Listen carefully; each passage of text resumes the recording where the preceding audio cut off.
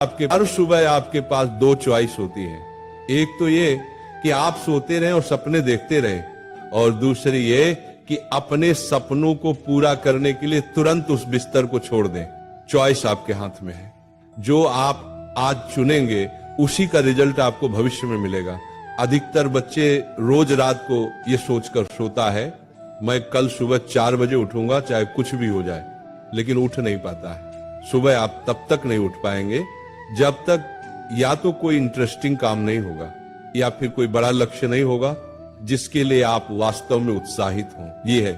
और फिर जब सुबह अलार्म बजता है तो आप स्नूज बटन दबाते रहते हैं, और जब उससे भी परेशान हो जाते हैं तो अलार्म को ही बंद कर देते हैं, और फिर उसी समय पर उठते हैं जिस समय पर आप रोज उठते आए हैं। जो इंसान अपने अलार्म से ही नहीं जीत पाता वो जिंदगी से क्या जीतेगा। अगर आप अभी तक रोज 7 बजे उठते आए हैं और अगर आप 4 बजे उठना शुरू कर दें तो आने वाले 10 सालों में आपको 1 साल का अतिरिक्त समय मिल सकता है।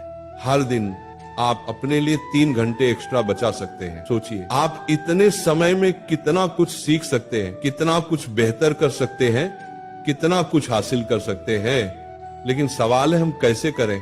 मैं आपको स्ट्रांगली रिकमेंड करता हूं कि किसी भी काम को आप सुबह के 2 घंटे दीजिए, वो बराबर होगा दोपहर के 4 घंटे काम करने के। यानी अगर किसी काम को करने में आपको दिन में 4 से 5 घंटे लगते हैं तो आप उसे सुबह करके देखिए, सिर्फ 1 महीने में फर्क महसूस करेंगे। मुझे नहीं पता आपके क्या गोल्स हैं, क्या ड्रीम्स है, लेकिन हो सकता है आपके अंदर कोई टैलेंट है, लेकिन हो सकता है आपके अंदर कोई टैलेंट हो, कोई स्किल्स हो। तो मेरी आपसे एक विनम्र रिक्वेस्ट है, उसे कभी मत छोड़िए। हर सुबह उस पर 2 घंटे काम करके देखिए। 1 महीने बाद आप अपने अंदर इतना इम्प्रूवमेंट देखेंगे कि खुद हैरान रह जाएंगे। तो चॉइस आपके हाथ में है। या तो रोज 2-3 घंटे जल्दी उठकर करोड़ों की भीड़ से अलग हटकर कुछ एक्स्ट्रा ऑर्डिनरी किया जाए, या फिर करोड़ों की भीड़ में रहकर उन्हीं की तरह सोते हुए सपनों को देखा जाए।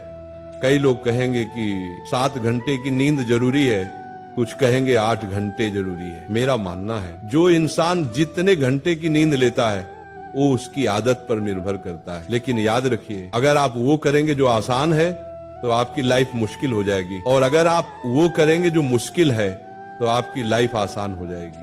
पहले इसे 1 दिन ट्राई करके देखिए, फिर 5 दिन, फिर 10 दिन और फिर 21 दिन, क्योंकि 21 दिनों के बाद ये आपकी आदत बन जाएगी।